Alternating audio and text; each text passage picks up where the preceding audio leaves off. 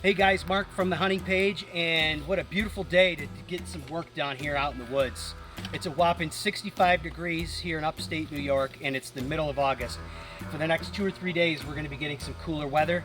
This is a perfect opportunity to get some work done, trim some trails, get down some limbs, and hang a couple new sets and hang some cams. Right now, the bucks are all in bachelor groups. They're not in this area. Does are. But I like to take opportunity this time of the year, 6 weeks out before the opener, to go and do the things that I need to do inside the woods while there isn't any mature buck around to bust me. And with that being said, I brought my bow with me. I got it all tuned.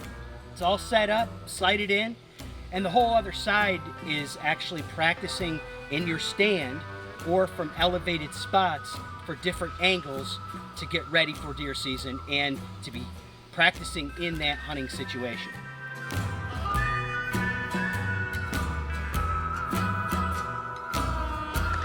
All right, so we have some trees down, took down 3 or 4 for my shooting lane. Everything looks good. I might trim a couple things down on the bottom, but that's about it. I keep things very minimal. And the reason why is because imagine coming home from work and noticing your bed moved. You would pick up on that. These deer live out here. They walk by this area. This is their corridor. So they always will pick up on little things that are missing, cut down, new paths, especially this time of the year with bucks being in bachelor groups. They're not in this area right now for another 2 or 3 weeks. So this is also a sweet time to get things done, so then you can let it soak, let it rest, and let the deer warm back in to your new area that you just groomed up. All right, so now that my lanes are all cut, I like to actually take the trimmings from all of my lanes and put them at the base of my tree in a nice, 10, 15 foot radius.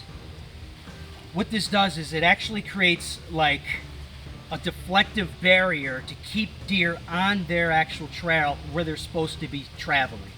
It keeps the deer from coming in and out of underneath your set, because I'm going to be entering this set from back this way. I need the deer to stay that way.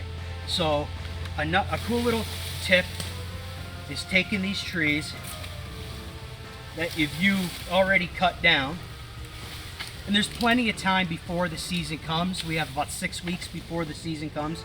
So I'm not concerned about my scent right now. I just need this stuff here. It'll be all broken down and leaves will be dead by, October. So, but this is just mainly to keep deer from traveling my travel to get into my set.